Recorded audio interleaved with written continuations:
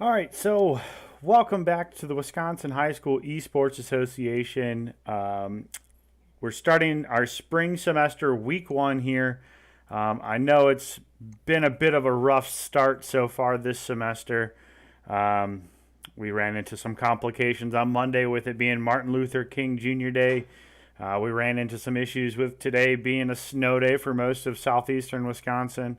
Um, but we did find a game that is going to be able to be played today. And we're going to see two newcomers to the association face off today with J.I. Case and Horlick.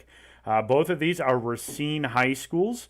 And kind of a cool thing for the Racine High Schools is they actually have a dedicated facility that they get to play at called Not Your Parents' Basement. It's actually a very nice gaming cafe with decked out high-end PCs. If you've never heard of them, check them out if you're in the area. It's definitely worth a visit. So as we're waiting for the schools in order to get there, the start time right now is looking to be about 4 p.m. I just wanted to kind of talk a little bit, take a couple quick peeks into some of the scheduling while we wait for some of our teams to come in.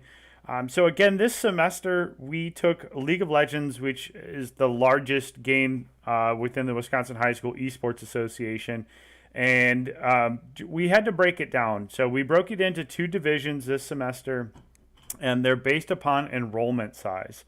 So as you can see here on our website, you can see we broke it down into Division 1, Division 2. So Division 1 is large schools over X number of student enrollment, and Division 2 is under X amount of enrollment.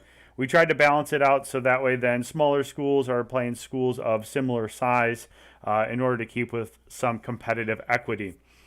So if we look at Division 1 here, we have for returning schools, we have Milton, we have Waterford, Muskego, Waukesha West, Arrowhead, Wausau West, and Bayport. Cedarburg is returning. They were in the spring semester last year and had to take a semester off. But as far as new schools, we do have Janesville and J.I. Case and Horlick this semester. Wilmot played in our JV season midway through last semester, so they're kind of like in this limbo where they're returning, not returning kind of situation. In Division 2, we have quite a few newcomers.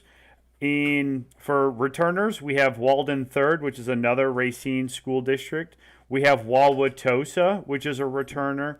Clinton, McFarland, Montello, and Oconto are all returning schools from last semester.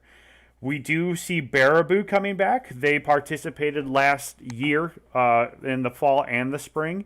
And we have Elkhorn returning as well, who came back from they were one of the dominant teams last year in the spring, and they actually played against Wausau West in the state finals.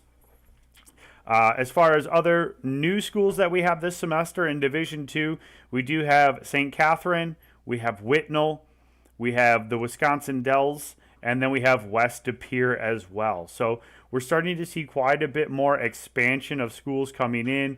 I know I've got schools from all over the state that are talking to me. I know we've talked to Southwestern High School. I've talked to Westosha Central. I've talked to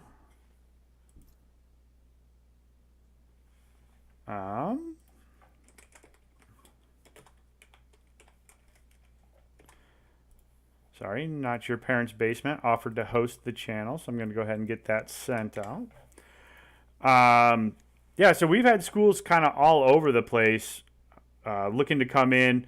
My next goal is to try to get a few more Madison schools involved. I'd also really like to start to get some of that northwest side of the state, like the Eau Claire, the Menominee kind of area. So if you have any friends in that area that go to high school up there, let me know, and I'll try to get them involved. If we do look down here in our JV section here, we do have Hillsboro is actually going to field a JV team. So that's pretty cool that they were able to get in. And we have Rock University coming in as well. Which actually, I noticed that Oh, no, I'm wrong. Sorry. Um, but yeah, so we have a couple newcomers coming in there.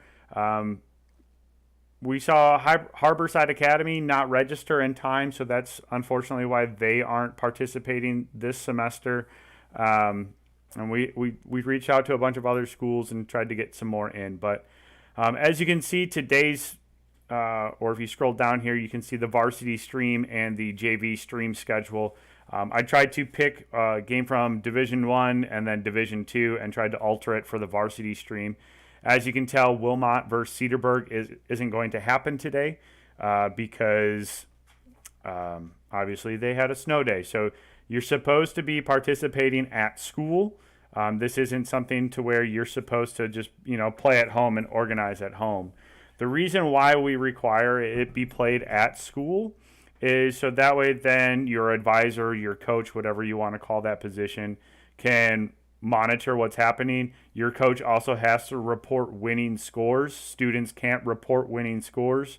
Having an advisor in the room also ensures too that I have somebody that we can direct contact. Say you have an inappropriate summoner name. You're not allowed to participate if it's inappropriate, or if your school would deem it inappropriate, or if your clan tag is something that's inappropriate. We need to have a resource that we can talk to ensure that those get changed before you can participate.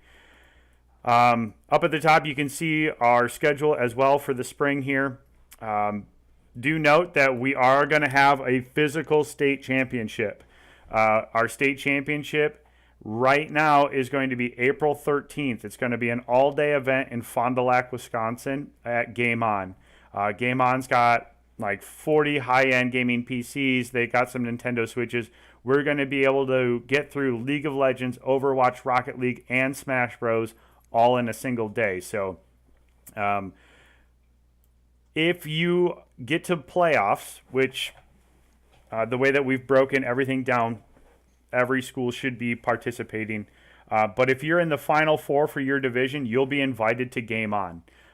So if you are the 1 seed playing the 8 seed, you will be playing the 1 against 8 at Game On. So trying to make it cool, trying to keep costs down too. Right now I'm looking at getting extended gaming mouse pads, custom made for state finalists. I'm looking at having t-shirts made. Somebody requested lanyards, so I'm looking out for lanyards. I have a couple of friends that work at screen printing places, so I'm trying to find some of that. And then I'm also looking at getting some trophies and some medals for state finalists and stuff like that too. So trying to really make this something big and official, so it keeps growing and it keeps being cool, man. That's all I'm looking for. Couple of quick things too that I would like to talk about here too as well. For varsity, we do require 20 champions are necessary. I've put the level 30 on there before, and we've kind of changed that just because with the new way that Riot kind of redid League of Legends, you don't necessarily need to be level 30. You just have to be have 20 champions, so that way we can do a tournament draft.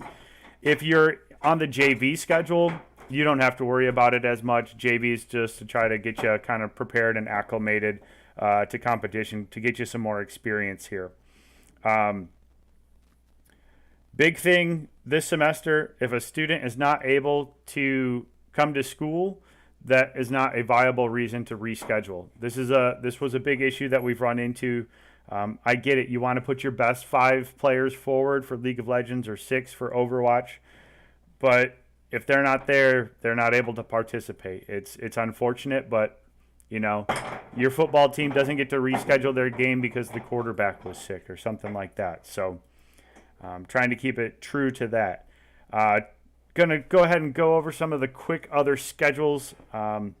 Looking at Overwatch, we saw a bit of a growth as far as varsity teams. I believe we're up to 14 varsity teams. So that's growing a little bit. We had quite a bit more interest in Overwatch as well, but we're working on trying to get some of those involved there. Other schools that aren't competing in League of Legends that are playing in Overwatch, we see Washington Park, which is another one of those Racine schools. Random Lake is another one. Appleton East and Omro.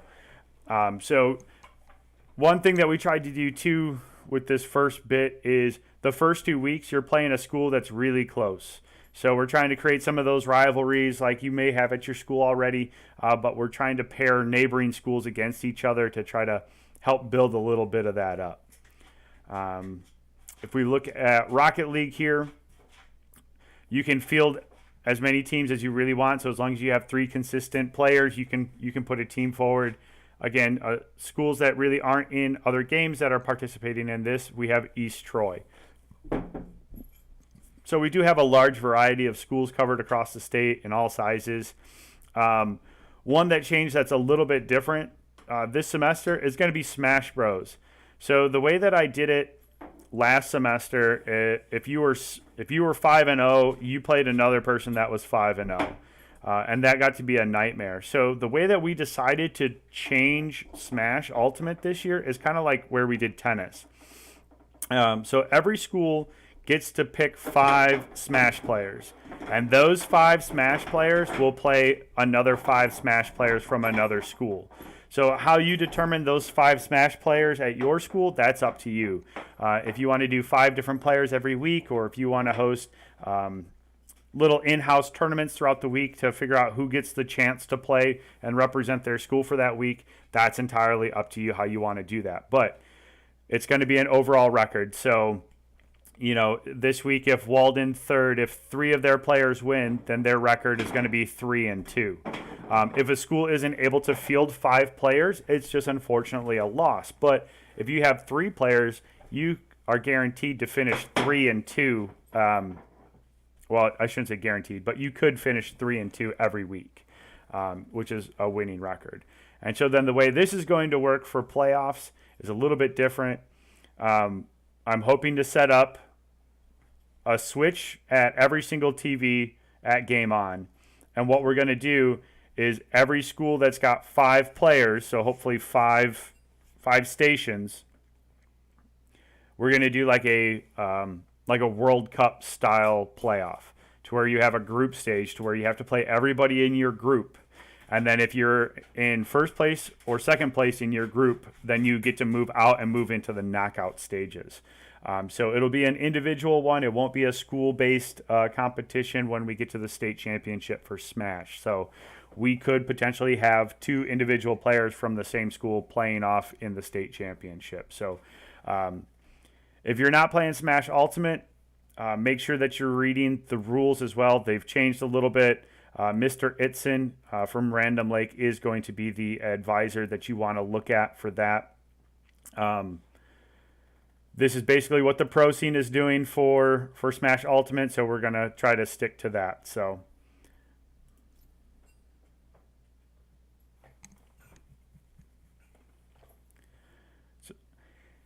now, if you don't see a game featured, which is possible, I'm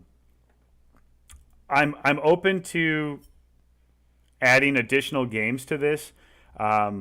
I think as we continue to grow and expand, we need to change what offerings that we have. Couple of things that we need to look at. If we can do PC based, that's the preferred choice. Just because every school has PCs there, and you don't have to worry about fundraising to get a console available. So that fundraising can be limited for schools as far as what they can and can't buy. Number 2, M-rated. Most of these games we have to try to get school board approval in order to feature the game. So CSGO is unfortunately out. Even games like Overwatch and Fortnite, believe it or not, can be a tough sell to school boards. They just see gun violence, and it's not necessarily easy to convince them to allow it to happen. I have been talking to a couple of groups.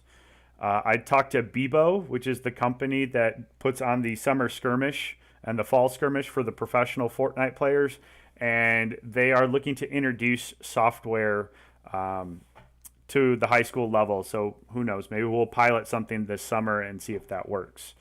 So Fortnite could be a possibility. 2 other ones that need serious consideration because of how much of an impact that they're making at the collegiate level are Smite and Paladins.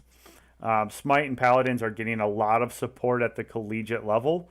And, they're pretty comparable from Smite to League of Legends and Paladins to Overwatch. As somebody that has played Smite and Paladins, I can tell you they're very, very similar. So it looks like we are close to getting both teams in the lobby here. So hopefully we'll be starting here soon. So again, if you're watching this and you would like to see a game introduced, just shoot me an email. Shoot me an email. I would love to at least have a conversation or see what games are growing in popularity, and that we could offer them. So yeah.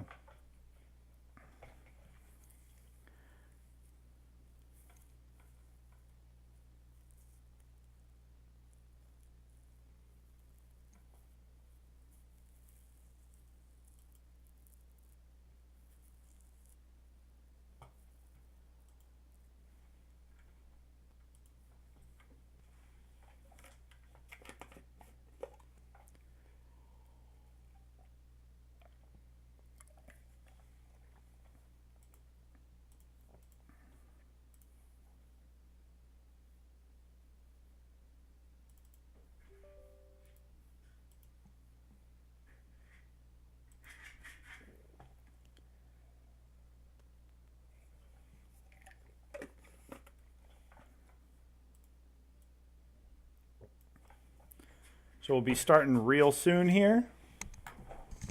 Hold on.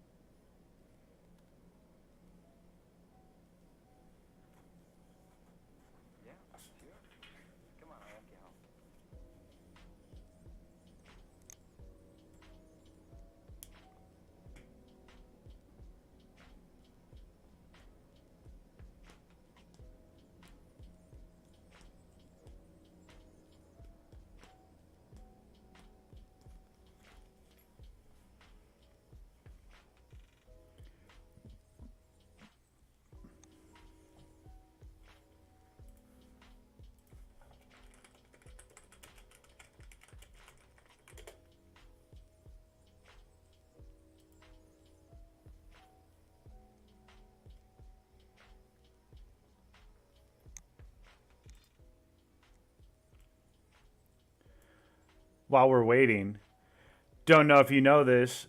Today, Marquette University announced their varsity esports team for next fall. So, pretty pumped about this. Yeah. I work closely with Marquette's esports group, and now they're officially going to have a varsity program starting next year. They're also working on having a dedicated space and building special facilities just for their esports program. So that's pretty sweet.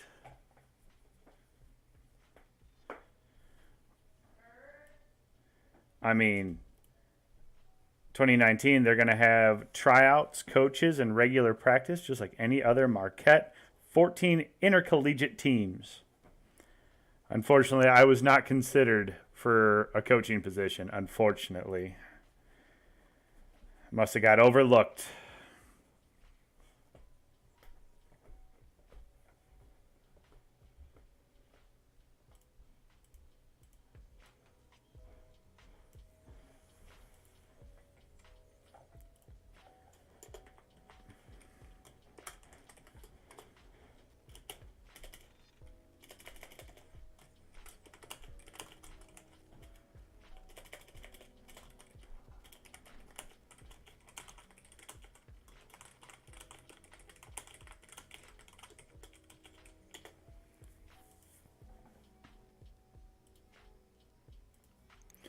Looks like both teams are in the lobby and we're just about ready to go.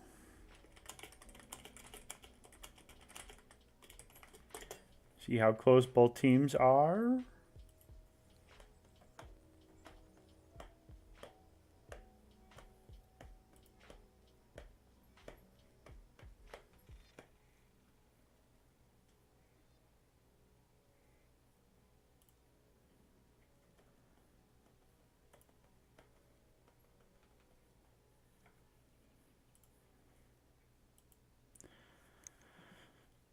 So I apologize too. I was looking at running a giveaway today and giving away some skins, but for some reason my chat bot is not working with my Streamlabs right now.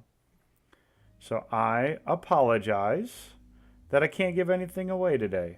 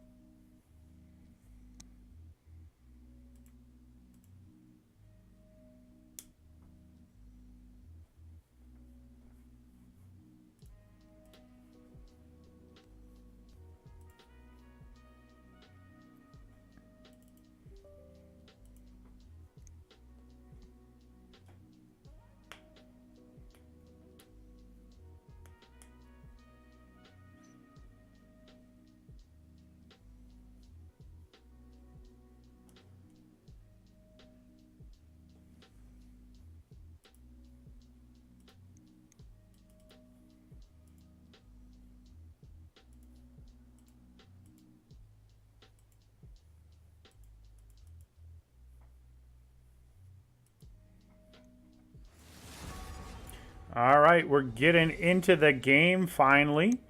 So we're going to go ahead and start to see how the drafts start to come out here.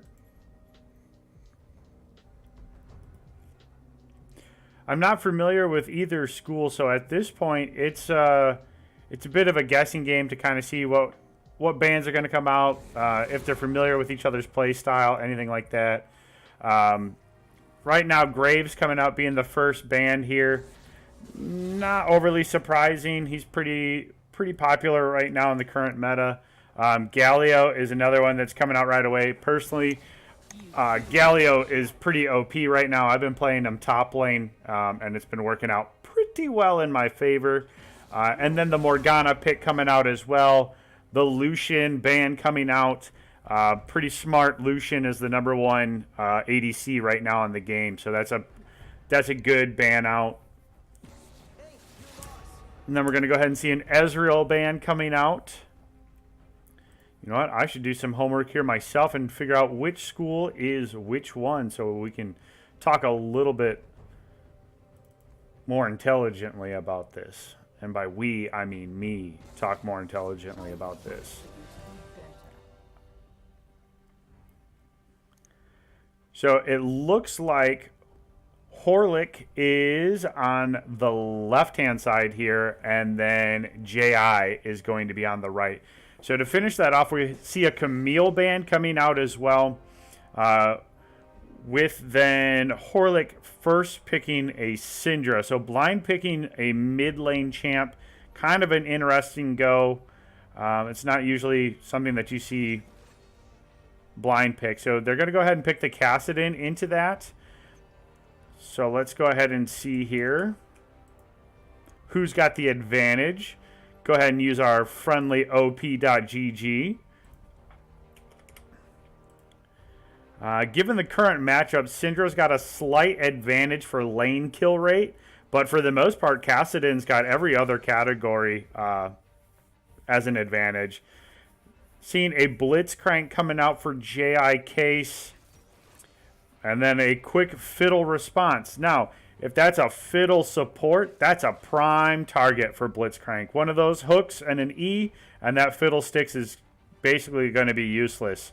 The Poppy pick coming out. Poppy's one of those flexible ones that we could see either go top, we could see jungle, or we could even see support Poppy.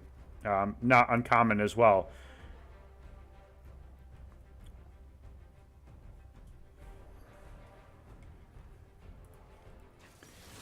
So now it looks like JI is going to go ahead and lock in the Kai'Sa for their bot lane. So they have a Kai'Sa Blitzcrank bot lane, to my guess, within a Kassadin mid. So Horlick should probably then obviously focus banning out some top lane and jungle. So depending on what kind of research that they've done on the other team, maybe they want to focus their bans towards a specific champion or two. The Vayne ban coming out for JI Case.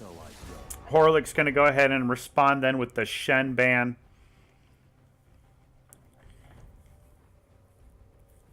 And to round out the round of bans here,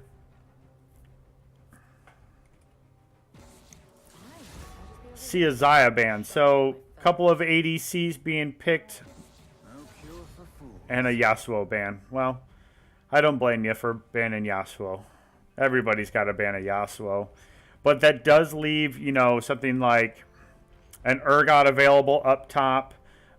You could even consider going, well, we're going to see a Shaco jungle coming in, a Thresh ADC, and an MF. So that is going to be a Fiddlesticks jungle, is my guess, a Poppy top, MF Thresh bot lane.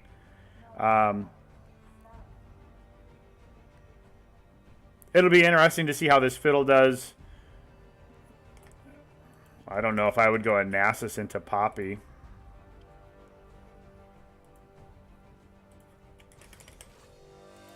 And they are going to go ahead and go the Nasus into the Poppy. Now, Nasus did get quite a bit of a boost with the last patch there with his new stacking ability. But Poppy's got the advantage on a good majority. Poppy's got the advantage on lane kill rate, KDA, kill participation, and damage delta champion. So if the Nasus is able to get ahead and is able to split push, so if he's able to get some of those stacks that he needs, it could make it tough.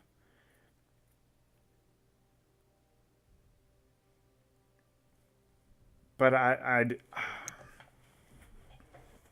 see that being a tough lane.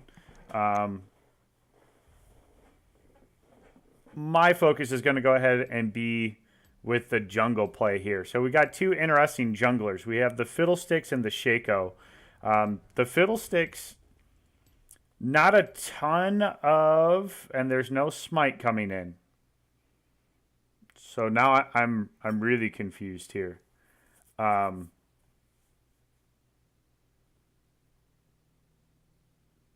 I guess we'll have to wait and see how that's going to go ahead and work out. Although Fiddle doesn't necessarily need to bring Smite, but in early game, it's definitely advantageous to bring Smite. So that's, I would say that's kind of a ill-advised grab there. Syndra running Sprint. So let's go ahead. That's not something that I'm super familiar seeing as well. And it looks like op.gg has no games of that kind of summoner spells being brought on Syndra. So maybe they've been testing something that I'm unaware of, which is completely possible. I unfortunately don't get to play as much as I would like to, but you know. This weekend does start the EU and NALCS, so pretty pumped about that. I'm hoping to get to watch some of the games this weekend. I know FlyQuest does have Golden Guardians right off the bat, so I follow FlyQuest because they are owned by the Milwaukee Bucks. So got to support that local team there. And Sunday they play Optic Gaming, which Optic Gaming is kind of in an interesting spot. I believe the majority shareholder is looking to actually sell part of it right now.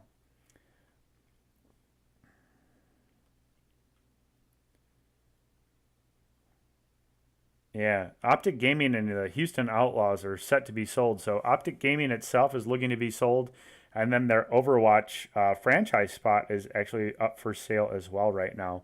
So, and those Overwatch franchise spots are not cheap. They're at about 30 or 40 million dollars in order to get into one of those spots. So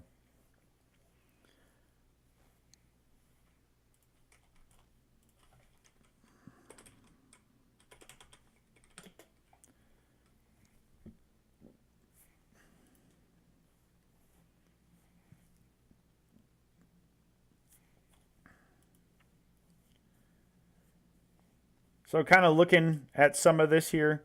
Again, like I said, you don't have to have a level 30 account. It definitely helps with experience in the game.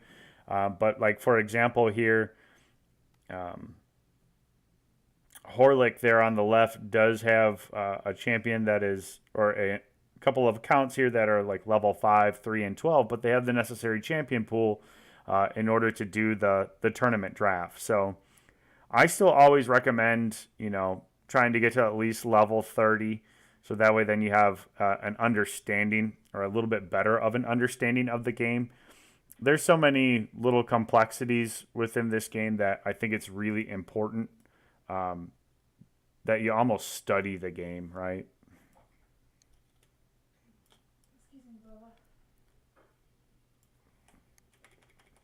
I've been playing the game for better part of 3 years now, and I would say that I still don't have a huge grasp of everything. I mean, I can really only play, I can only play support and top, and even then, I'm not the greatest at it.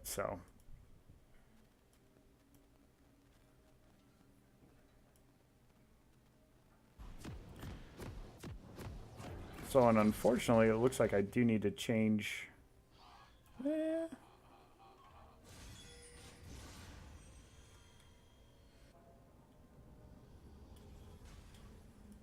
maybe we can make it work. Looks like I can make it work.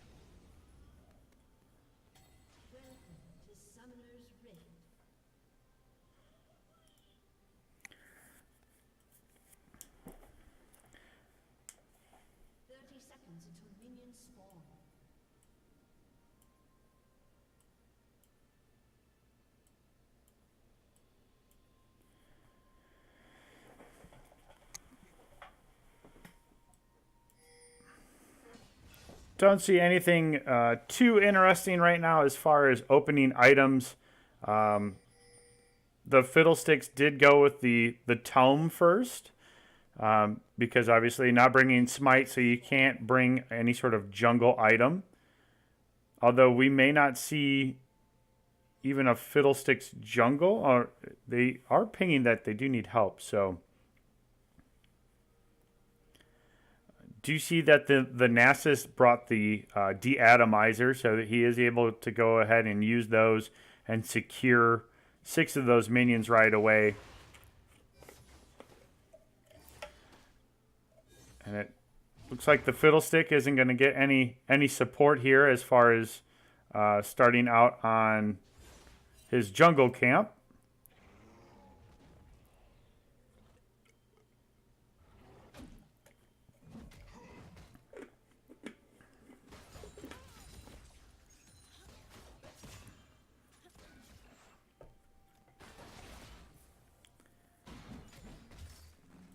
So Fiddlesticks elected to start with the W and is going to go for Gromp right away, which not a terrible start there. Gives you a little bit more resistance.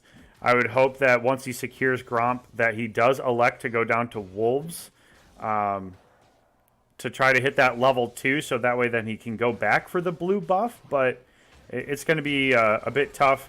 Looks like MF is able to go ahead and get caught out there. Shield coming down, Ignite's being dropped. I think MF is going to be able to get away, but just barely. MF is going to elect to go ahead and back. That's going to put her at a bit of a deficit here. Poppy is taking some unnecessary hits up there from Nasus.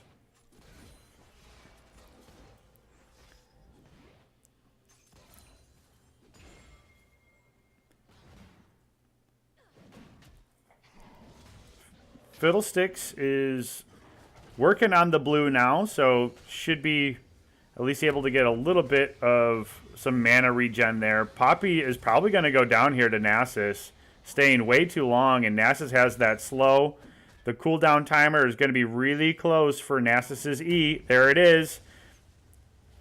Gonna flash and go ahead and get the slam.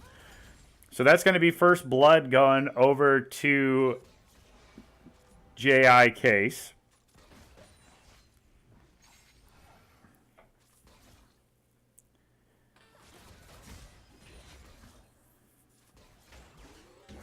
Ooh, MF gets caught out again, but thank God Thresh throws that lantern down and saves his ADC.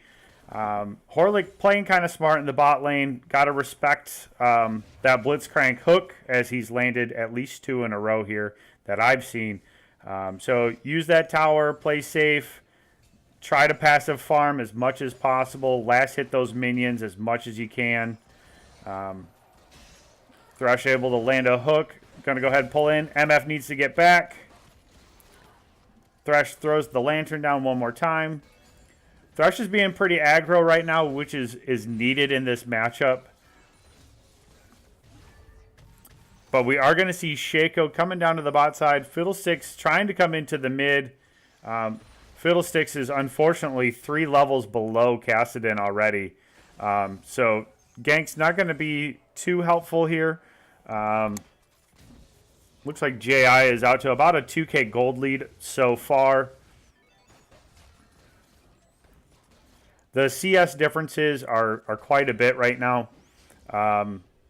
Kassadin's got a 17 CS lead over Syndra in the mid. Kai'Sa's got a 21 CS lead over MF in the bot lane. Shaco's got a 19 CS advantage in the jungle, and Nasus is up by 12 CS over Poppy, but Nasus does also have the first blood to his advantage.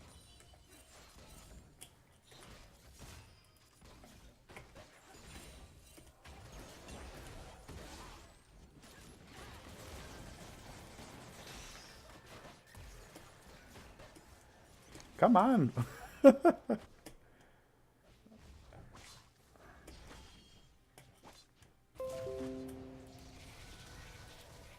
Oh, and Fiddlesticks is going to go ahead and get caught out. There we go. That's what I meant to do. Hitting the wrong buttons. Nasus is going to go ahead and get the slow. Don't think he's got enough damage. Poppy is able to go ahead and get back. Starting to see a little bit of a gap coming across all lanes here. And once we start to see some of those first couple items being built by J.I. Case, we're going to see a much larger advantage. And it's going to be tough for Horlick here to come back already at this point. Going to have to get some coordination here. Shaco's going to come in, snipe a kill off Poppy up in the top lane. So that's going to be an assist going over to Nasus. Nasus and Shaco are going to go ahead and get the first 2 turret plates down as well. Fiddlesticks isn't going to be able to do much here. Nasus, if he's able to get one more whack down, could actually get a third plate off that turret. Fiddlesticks is going to go ahead, try to come in here and take some of the CS that's there. But I'm not seeing a lot of last hits coming down. So And usually that's, if your lane's behind there, you don't want to come up and try to clear the wave, because then the wave is going to push in favor of the opposite laner, right? So as you can see now on the map here, there's a much larger blue wave that's going to push this red wave under tower faster. So your minions are actually going to go ahead and get rid of your CS, right? So as Nasus is coming, and once your laner Poppy comes back, there's going to be no wave, and now the wave is going to be pushing for Nasus, and that's going to put even more pressure under this tower. So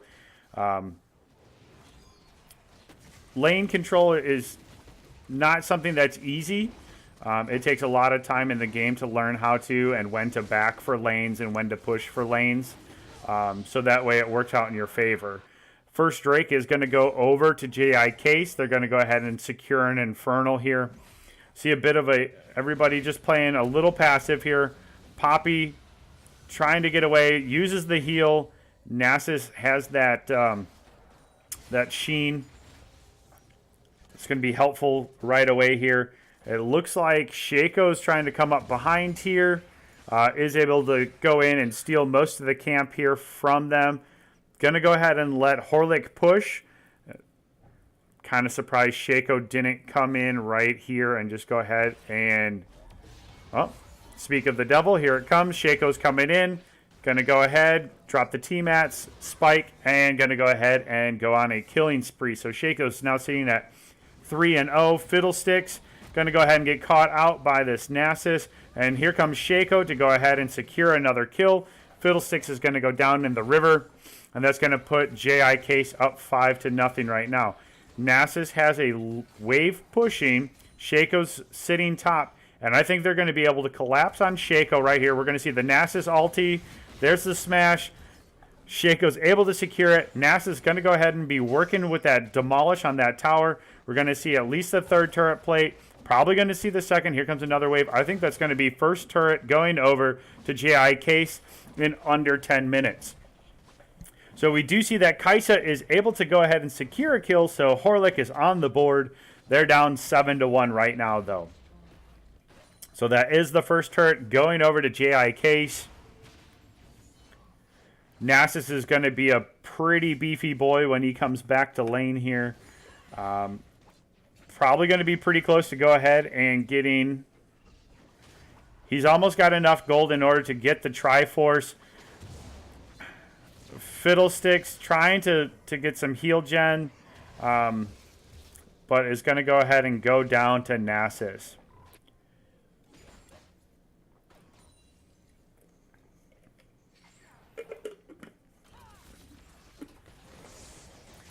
So if you're watching this, I do want to give some kind of helpful things. I'm trying not to be overly critical here. If I was Horlick, and I'm guessing the level kind of difference between accounts and stuff like that, they are relatively new to the game.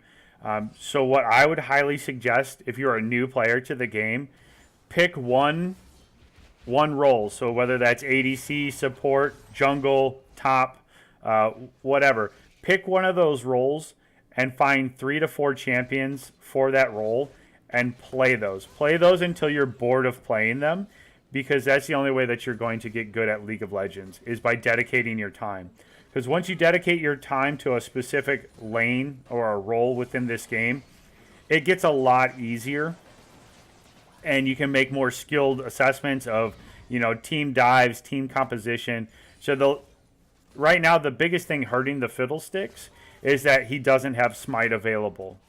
If he had Smite, he could take a jungler item right away and could easily close down some of the gap here. But right now, what he's trying to do, which you'll get with experience, is you're down 3 lanes to a pretty fed Nasus right now. You can't 1v1 him in lane as a jungler without any AP. That would be another item. Understand where Thresh is doing a fantastic job trying to 1v1 this Shaco here and get a kill for his team. But understanding builds that you need to. So is your champion an AP dedicated champion? Is your champion an AD champion? Are they an attack speed hyper carry? Use na.op.gg as a resource for you as a new player, even a returning player. Get to know what is possible, or what's good for champions that you play. So like right now, I can see on Fiddlesticks building this Vampiric Scepter, right? Fiddlesticks is an AP or an ability power champion, so you don't need attack damage on that champion. First thing, usually, that if I'm playing Fiddlesticks, if I'm pretty far ahead, I'm definitely looking to build Zonias, so that way then you can get that stopwatch and that stasis effect. That's usually one of your most important items, if not, finishing the first part of your jungle item. So depending on what route you're going, if you're ahead or if you're behind as well. So we see the Shaco coming in a little bit behind here, trying to pull one over on Thresh there, but Thresh and MF had that control ward down there. So again, that's another little intricacy for the game as well. Champions that can go cloaked, like Shaco, like Elise, like Evelyn. Some of those other ones, you need to make sure. Rengar's another one. Kha'Zix is another one. You have to make sure that you're bringing some sort of control ward with you back to lane, so that way then you can see them trying to sneak up and basically flank your team play. So we do see Shaco, again, is coming back down to the bot side because Horlick's bot lane is pushed up under tower still. So I would imagine we're going to see a dive potentially coming here if and when this next wave comes. Depending on how patient maybe Shaco wants to be, he's going to go ahead and dive under turret. Maybe not. Looks like he's just going to go ahead and try to get some of... Oh, gets it. So that's a good shutdown there for MF. MF has to flash under tower. Thresh doing his best. Going to go ahead and get another kill. Oh, man. Blitzcrank was able to get away. I for sure thought that last tower shot was going to go ahead and take Blitz down. But so we do see Kaisa now sitting at 3-1 and 2. Does have that completed Storm Razor and the Berserker's Greaves.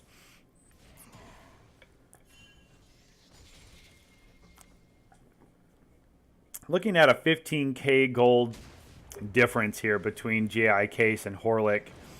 Looks like J.I. is going to go ahead and call for this second Drake here, which makes sense. I don't think that Horlick's going to be able to contest it. Fiddlesticks could be on the verge of getting caught out here again by Nasus, and at this point, Nasus has he's sitting at about 200 stacks, I believe. And right now, Fiddlesticks is probably going to get one shot if this Nasus finds him. Oh, Syndra's in a bad spot. Syndra's going to go down as well here. Oh, and there's the Fiddlesticks ultimate, but that's going to do nothing against that Nasus. Oh, the Nasus gets hooked. There's the ultimate from Nasus trying to get away. We could see some pretty thirsty play here. Oh, MF. Oh, he's got 45 health.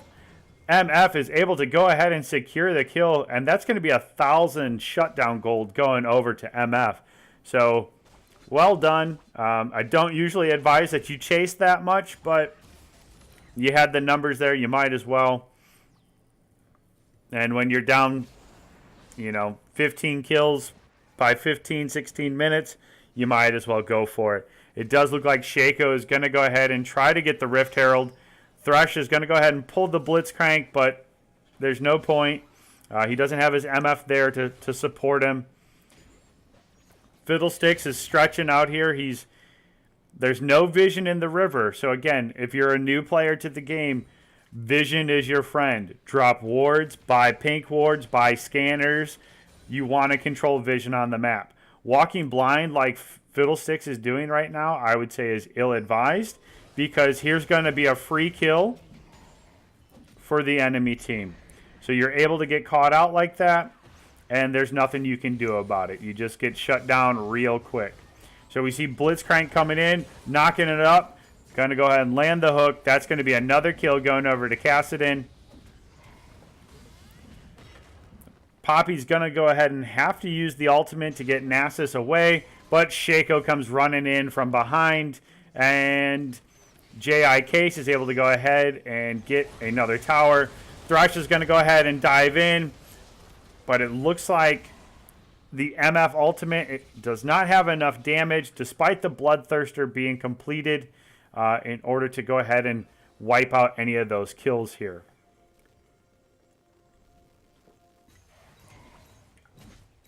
Nasus is now just at the point to where it takes him about, I'd call that about 12 seconds to go ahead and get rid of a tower.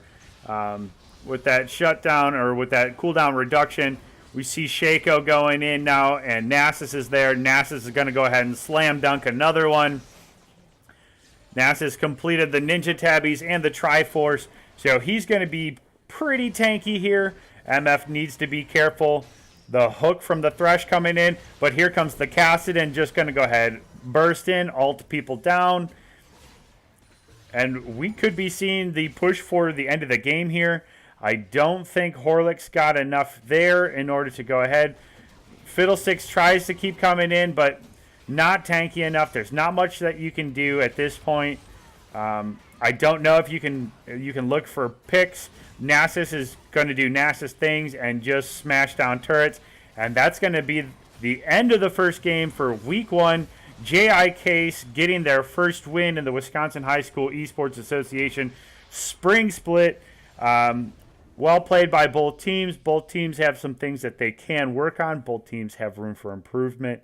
But overall, we got a game in. It's week 1, all right? So we got 7 more weeks to go. Plenty of games to be played. Tune in tomorrow. Tomorrow, hopefully, I will have my chat bot fixed as well. So that way, then we can do some... Maybe we can give away tomorrow's skin for the JV game. So tomorrow's JV game is going to be on my schedule. I'm going to change it because Horlick was featured today. So I'm going to go ahead and switch it up from Wausau West and Horlick to... let's see if we can get the Elkhorn Ripon game. So I'm going to reach out to those coaches, and I'm going to go ahead and try to get the Elkhorn and Ripon on stream tomorrow. So tune in tomorrow for some varsity or some JV action. Otherwise, have a good night. See you next week, and have a nice weekend.